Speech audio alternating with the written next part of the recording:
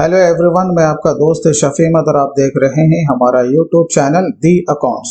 आज हम लोग ये सीखने वाले हैं कि अगर डिफरेंट टाइप का रेट है और वो हमारे एक ही बिल में इंक्लूड किया गया है तो इसका परचेजिंग या फिर सेल का एंट्री हम टैली प्राइम में किस तरीके से कर सकते हैं। और दोस्तों, अगर आप Tally, Excel, GST, TDS, TCS, income tax and accounts of finalization, salary processing और जितने भी रिटर्न्स होते हैं उसके बारे में आप सारा काम सीखना चाहते हैं तो आप हमारे ऑनलाइन कोर्स को भी ज्वाइन कर सकते हैं। मैं अपने वेबसाइट का लिंक वीडियो के डिस्क्रिप्शन में दे दूंगा, आप वहां से सिंपल वे में जा करके आप हमारे ऑनलाइन कोर्स को भी ज्वाइन कर सकते हैं। तो चलिए दोस्तों, आज का वीडियो हम लोग शुरू करते हैं। तो यहाँ पर स्क्रीन पे आपको दिख रहा होगा कि ये हमारा एक परचेस का बिल है जिसको कि मैंने एक्सेल फॉर्मेट में यहाँ पे बनाया है। यहाँ पर आप देखो 12% है, 18% है और प्लस 28% है। इट मीन्स कि बिल तो एक ही है लेकिन इसमें आपके मल्टीपल जीएसटी के रेट लगे हुए हैं, राइट। तो अब हम इसे टैली प्राइम में किस तरीके से कॉन्फ़िगर करेंगे, इसका मास्टर कैसे बनाएंगे, तो इसके लिए हम लोग चलते हैं टैली प्राइम पे। आपको पता है कि सबसे पहले टैली प्राइम में हमें जीएसटी को कॉन्फ़िगर करना पड़ता है, राइट। तो जल्दी से हम लोग क्या करते हैं, इसे कॉन्फ़िगर कर लेते हैं। तो आपको गेटवे में रह करके ही F11 को प्रेस कर देना। यहाँ पर आपको दिख जाएगा जीएसटी, आपको इसके अंदर चले जाना है और यहाँ पर आपका जो कि जीएसटी का रजिस्ट्रेशन का डिटेल्स है वो आपको यहाँ पर मेंशन कर देना है। बस इतना सा आपको काम करना है। कंट्रोल ए से सेव कर लीजिए कि भाई यहाँ पर जब हम लोग इसे यस करते हैं तो यहाँ पर भी हमसे पूछता है तो क्या हमें जीएसटी का रेट और उसका HSN कोड यहाँ पे डालना है, राइट है। तो फिलहाल हमें यहाँ जाने की भी जरूरत तो नहीं है, ठीक है। तो हम इसे नो रखेंगे क्योंकि हमारे पास यहाँ पर आप देखोगे तो मल्टीपल जीएसटी रेट है ना। और यहाँ पे जो आपका टैली में दिया हुआ है वो इसलिए दिया हुआ है कि भाई अगर आप एक ही रेट पे काम करते हो तो आपको यहाँ पर उसका डिटेल्स देना है। इससे क्या होगा, जब एक बार हम यहाँ पे डिटेल्स को दे देंगे फिर आगे हमें कहीं पर भी जीएसटी का रेट और उसका HSN कोड देने की जरूरत नहीं होगी, राइट है। तो चलिए, तो फिलहाल हम इसे नो रखेंगे, बस हमारा काम हो गया, इसे सेव कर लेंगे। अब सीधा हम लोग आ जाते हैं अकाउंटिंग वॉचर में और हम लोग कहाँ आते हैं भाई, परचेज में, ठीक है। चलिए हम लोग यहीं से काम को शुरू करते हैं। तो ऑल्ट सी मार्क करके हम लोग सारे मास्टर को क्रिएट कर लेंगे। अब जैसे कि यहाँ पर सप्लायर का इनवॉइस नंबर है, मैंने कुछ भी मान लिया, चलिए डेट है। उसके बाद party account name, alt C को प्रेस करेंगे। हमारा जो पार्टी है वो XYZ मोबाइल जोन है। ऑफ कोर्स इसका जो ग्रुप रखेंगे वो सन्ड्री क्रेडिटर्स होता है, बिल बाय बिल के अकॉर्डिंग काम होता है तो उसे यस रखेंगे। चलिए, टीडीएस का कोई मामला नहीं है तो यहाँ पर वो स्टेट ले लेंगे जिस स्टेट का आपका सप्लायर है। चलिए, और ऑफ कोर्स यहाँ पर रेगुलर होगा और उसका जीएसटी नंबर हम यहाँ पर डाल देंगे। चलिए, अब इसे क्या करेंगे भाई, सिंपली सेव कर लेंगे।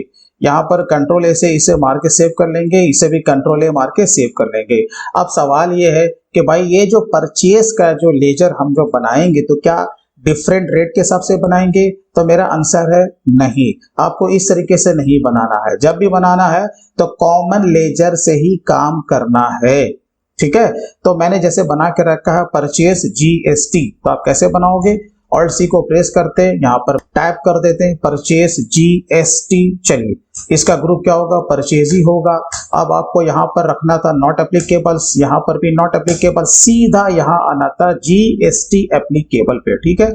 यहाँ पर आके आपको यस करना था। अब देखें यहाँ पे आपको कहीं पर भी जो जीएसटी का जो रेट है ना, आपको यहाँ पर नहीं देना है। वो इसलिए कि हम जो ये बता रहे हैं ये ट्रेडिंग कंपनी के हिसाब से है ना, कि अगर आप किसी ट्रेडिंग कंपनी में काम करते हो तो स्टॉक आइटम पे लगता है ना भाई जीएसटी। तो जो भी जीएसटी का रेट होगा उसका HSN कोड होगा, हम स्टॉक आइटम में डालेंगे, यहाँ पर नहीं, या तो फिर उसके ग्रुप में। तो हमें यहाँ पर परचेज एंड सेल में जीएसटी का कुछ भी हमें डिटेल्स नहीं देना है, ठीक है। तो हम क्या करेंगे, बस इंटर मार के आगे बढ़ जाएंगे और टाइप ऑफ सप्लाई में क्या ले लेंगे, गुड्स ले लेंगे। ये देखिए हमने इसे सेव कर दिया, ठीक है। अब आइए नेम ऑफ आइटम, चलिए यहाँ से ले लेते हैं MI3S। तो ऑल्ट सी को प्रेस करेंगे, कंट्रोल+V। डिस्क्रिप्शन में इससे रिलेटेड जो भी फीचर्स है आप यहाँ पर पुटअप कर सकते हैं। अब बात रही ग्रुप का। अब यहाँ पर देखिए क्या होता है कि जब हम लोग ये किसी भी कंपनी में काम करते हैं तो अलग अलग ब्रांड के आपके गुड्स हो सकते हैं। तो आप ब्रांड वाइज क्या करें, इसका ग्रुप बना लें, ठीक है। तो जैसे MI3S है तो हमने यहाँ पहले से EMI का एक ग्रुप बना के रखा है। अब बात होती है कि GST का जो रेट है या HSN कोड है वो कहाँ डालेंगे।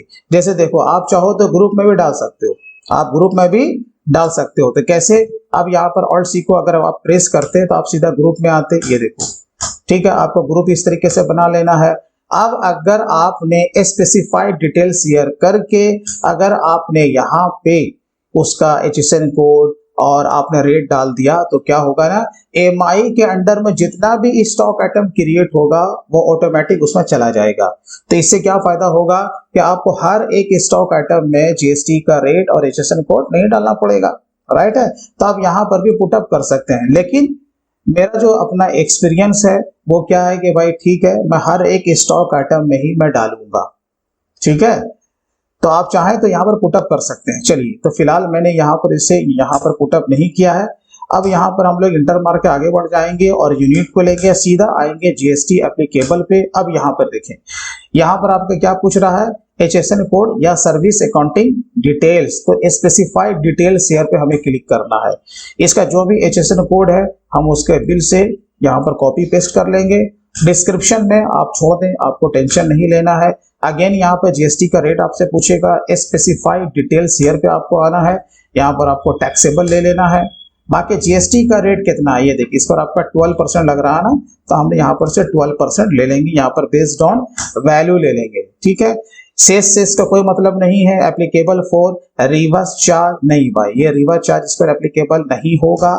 Eligible for input tax credit, हाँ ये इसका हम ITC क्लेम करने वाले हैं, तो बस आपको गुड्स लेना देन से।